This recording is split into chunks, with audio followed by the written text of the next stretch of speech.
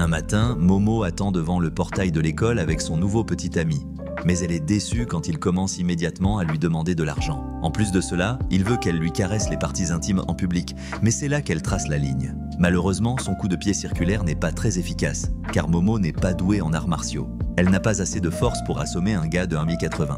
Malgré sa tentative de le frapper au visage, son petit ami, agacé, esquive facilement et la met à terre d'un coup de pied dans le ventre. Alors qu'elle gémit lourdement au sol, le garçon s'éloigne en lui disant que puisqu'elle est fauchée, ils ont terminé. D'autre part, Momo se morfond sur sa première rupture, mais même après avoir entendu toute l'histoire, sa meilleure amie ne la réconforte pas, car elle l'avait prévenue que sortir avec un délinquant finirait mal. De plus, elle ne comprend toujours pas pourquoi Momo choisirait un homme avec des défis horizontaux plutôt que les beaux garçons de leur école. Bien que sa proposition soit séduisante, elle est rebutée par ces types d'hommes qui excellent dans l'art de bien parler. Au lieu de cela, elle veut quelqu'un de masculin comme son acteur préféré, Ken Takakura. Bien qu'avoir un homme idéal soit normal pour les adolescentes, ses amis savent que son type de rêve s'est éteint depuis que la génération Z a pris le relais. Avec cette réalisation, Momo traverse les couloirs comme si elle allait expirer, se demandant si ce monde cruel n'a pas quelqu'un comme Ken. Finalement, elle tombe sur une autre classe remplie de garçons qui lancent des boules de papier sur un intello plongé dans des livres pour enfants. Cette scène renforce davantage ses convictions que les hommes masculins n'existent pas dans ce monde. Mais pour une raison quelconque, l'intello, qui porte par coïncidence le même nom que son acteur préféré, attire son attention. À ce moment-là, les harceleurs voulaient lui faire mal, alors ils allaient commencer à lancer quelque chose de plus dur, mais Momo est intervenue et s'est assise à côté du garçon pour les arrêter. Tous les harceleurs sont choqués de voir une fille grandeur nature entrer dans leur classe. Ils ne voulaient pas avoir d'ennui avec elle, alors ils ont reculé. Elle s'approche de lui et apprend qu'il lit un manga sur l'exploration spatiale, les armées spatiales et les extraterrestres, ce qui ne l'intéresse pas du tout. Une fois que les harceleurs perdent leur intérêt pour le garçon, Momo quitte la classe et continue sa marche déprimée dans les couloirs. De façon inattendue, sa promenade la conduit à trouver Ken qui crie que Momo est amoureuse de lui en regardant son manga, mais elle précise qu'il se trompe sur ses actions. Cependant, Ken ne parlait pas de lui-même, il faisait référence à son magazine, affirmant que Momo croit aux extraterrestres et aux ovnis comme lui. Pourtant, avant qu'elle puisse expliquer, Ken révèle que le président des États-Unis est allé sur Mars et que leur armée a réformé une force spatiale après avoir confirmé un phénomène aérospatial non identifié. De plus, le Japon et d'autres grandes nations suivent leur exemple, indiquant que les extraterrestres sont réels. Mais comme Ken ne lui a pas donné l'occasion de parler, Momo lui saute dessus à la première occasion, affirmant qu'il est un solitaire reclus à cause de ses croyances. Son attitude dure est comme une flèche en plein cœur qui le laisse sans voix et noyé dans le doute. Cependant, Momo se sent mal pour son comportement et s'excuse.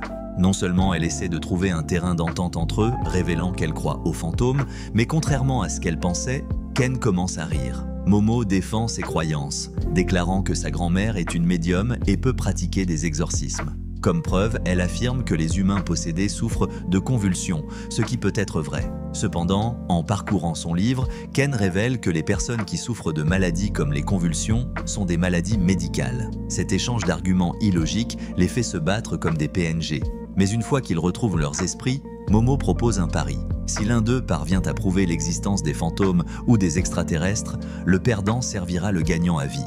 Pour honorer leur accord, Momo suit les instructions de Ken et se dirige vers l'hôpital général de Nagi, car il est considéré comme un sanctuaire pour les ovnis. De plus, la rumeur dit que si quelqu'un appelle un objet volant non identifié sur le toit, ils expérimenteront un phénomène étrange dans le ciel. Une fois que cela se produit, les extraterrestres sortiront de leur vaisseau spatial et l'enlèveront à des fins scientifiques. Mais la façon dont il explique ces choses lui fait croire que Ken a été enlevé par les extraterrestres et que les effets secondaires ont fait craquer son esprit. Sa théorie mérite du crédit car Ken pense que cela pourrait être vrai. Cependant, c'est un fait bien connu que les extraterrestres effacent leurs souvenirs après avoir enlevé des humains. Momo en a assez de parler des extraterrestres et demande comment ça se passe de son côté. Selon leur accord, Ken devait visiter un point chaud spirituel qui est célèbre sur Internet. Mais fantomatique ou non, le simple aspect de l'endroit lui donne des frissons. En plus de cela, Momo lui dit d'être prudent car de nombreux influenceurs non payés sur Waktube ont signalé avoir vu un fantôme à cet endroit. Au début, Kai a peur d'entrer, mais une fois que ses nerfs se calment, il réalise que Momo a appris l'existence de cet endroit sur Internet et n'a jamais vu de fantômes dans la vraie vie. Bien que son hypothèse soit correcte, Momo déclare que sa grand-mère croyait tellement aux fantômes qu'elle pratiquait des rituels en allant à l'école, se rendant ridicule devant les autres élèves. Le pire était que le garçon qu'elle aimait se moquait le plus d'elle, ce qui a poussé Momo à commencer à détester sa grand-mère à partir de ce jour. Elle a arrêté de faire le rituel et a rompu toute communication, mais récemment, elle a réalisé ses erreurs et s'est reconnectée avec sa grand-mère. Soudainement, l'atmosphère devient douce alors que Ken plonge dans la personnalité cachée de Momo, mais elle change de sujet en demandant pourquoi il croit aux extraterrestres. Cependant, Ken évite la question et dit que les raisons n'ont pas d'importance. À ce moment-là, les lumières autour de sa zone commencent à vaciller et bientôt, le fantôme d'une vieille mamie apparaît de nulle part. Elle veut qu'il suce ses orteils et attrape son petit jouet, mais Ken s'enfuit immédiatement avant de subir des dommages émotionnels irréparables. Malheureusement, Momo le prévient de ne pas courir, car quiconque échoue à distancer, Mamie Turbo sera maudite à vie. Pourtant, Ken est tellement occupé à visualiser que tout n'est qu'un rêve qu'il oublie de suivre le manuel d'instruction. Une fois le rappel déconnecté, Momo s'inquiète et décide d'aller voir comment il va. Soudain, 3 étranges extraterrestres apparaissent de nulle part pour la déshabiller et l'enlever. Peu après, Bantiar et Momo se réveillent dans un véritable ovni avec 3 extraterrestres se référant à eux-mêmes comme copiens. Ils ont choisi ce nom parce que leur planète s'appelle Sarap et la vie y est paisible, sauf que leur race ne se compose que de mâles, ce qui les a forcés à se reproduire par technologie de clonage. En théorie, cela aurait dû fonctionner. Cependant, le clonage de l'ADN signifiait que leur évolution biologique était inexistante. Il prévoit néanmoins de prendre son innocence pour utiliser sa banane et son utérus à des fins scientifiques, mais Momo n'a pas laissé son petit ami connard la toucher. Encore moins des extraterrestres aléatoires d'un plateau de tournage. Pourtant, ils se fichent de ce que Momo pense d'eux, car leur psychokinésie peut contrôler n'importe quel organisme en accordant leurs ondes cérébrales. De façon inattendue, elle peut résister à leur pouvoir psychique avec une immense force spirituelle. Malgré sa résistance, les extraterrestres refusent de reculer et utilisent la force en dernier recours. Mais alors qu'ils sont sur le point de pénétrer dans la Batcave, son téléphone commence à sonner. Bien sûr, les extraterrestres pensent que celui qui appelle ne peut pas définir plus précisément le mauvais timing puisqu'ils sont forcés de décrocher le téléphone et de déconnecter l'appel. Mais aucun d'entre eux ne s'attend à ce que Ken, possédé par Mamie Turbo, se téléporte à l'intérieur du vaisseau spatial en utilisant le smartphone. C'est quelque chose que même les extraterrestres n'ont pas développé alors qu'ils admirent cette méthode. Ken informe Momo qu'il a perdu la course contre Mamie Turbo et a été possédé par son esprit. Il n'a plus le contrôle de son corps. Bien que les extraterrestres veuillent toujours le faire partir de l'OVNI, sinon ils prendront sa banane, leur vraie forme et leur pouvoir psychique sont suffisants pour effrayer n'importe qui. Pourtant, Mamie Turbo ne se soucie pas de leurs apparences car sa vitesse peut surpasser leur capacité psychique, causant des dégâts à l'intérieur du vaisseau. Finalement, les extraterrestres analysent sa résistance et exigent qu'il leur donne sa banane.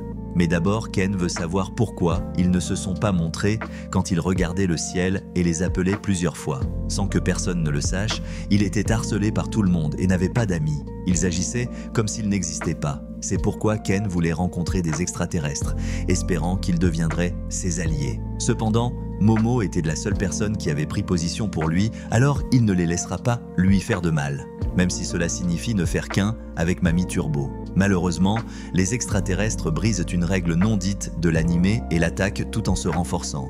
Avec cela, les extraterrestres essaient à nouveau de prendre le contrôle du corps de Momo, mais ses défenses spirituelles la protègent de la perte. Pourtant, son pouvoir spirituel n'est pas suffisant pour durer éternellement, et alors qu'il est sur le point de s'épuiser, Momo se souvient du jour où sa grand-mère lui disait de contracter ses abdominaux et de sentir le ki monter à la tête.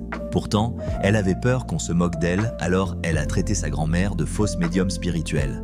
Finalement, elle commence à abandonner, mais alors un hologramme de sa grand-mère lui rappelle de libérer son ki, ce qui déverrouille ses pouvoirs psychiques cachés. Son chakra peut facilement refléter l'attaque des extraterrestres, laissant tout le monde choqué. Les robots infertiles ont réalisé qu'ils ont surstimulé ses ondes cérébrales et déverrouillé tous ses points de chakra, mais ils ne s'attendaient pas à ce que son pouvoir spirituel puisse refléter leurs attaques. Cependant, Momo est heureuse que sa grand-mère était une vraie médium spirituelle et que tout ce qu'elle disait était vrai. Pourtant, avant de célébrer, elle s'occupe des robots en les jetant par la fenêtre comme s'ils étaient des bonbons. Cependant, elle n'a pas réalisé qu'ils étaient dans un véritable ovni volant en orbite terrestre, donc endommager le vaisseau était similaire à signer son propre arrêt de mort. De plus, Ken, qui connaît un peu le pilotage des vaisseaux spatiaux, échoue à combattre Mamie Turbo et perd le contrôle de son corps. Puisqu'aucun humain ne peut survivre avec deux esprits dans leur corps, Ken commence à mourir. Mais heureusement, Momo exorcise l'esprit de Mamie Turbo pour sauver sa vie. Bien que son plan réussisse, elle apprend que la malédiction du fantôme n'a pas quitté son corps. Avant de quitter l'OVNI, le fantôme révèle que le winner de Ken est sous son contrôle et s'ils le veulent de retour, ils doivent visiter le tunnel où tout a commencé.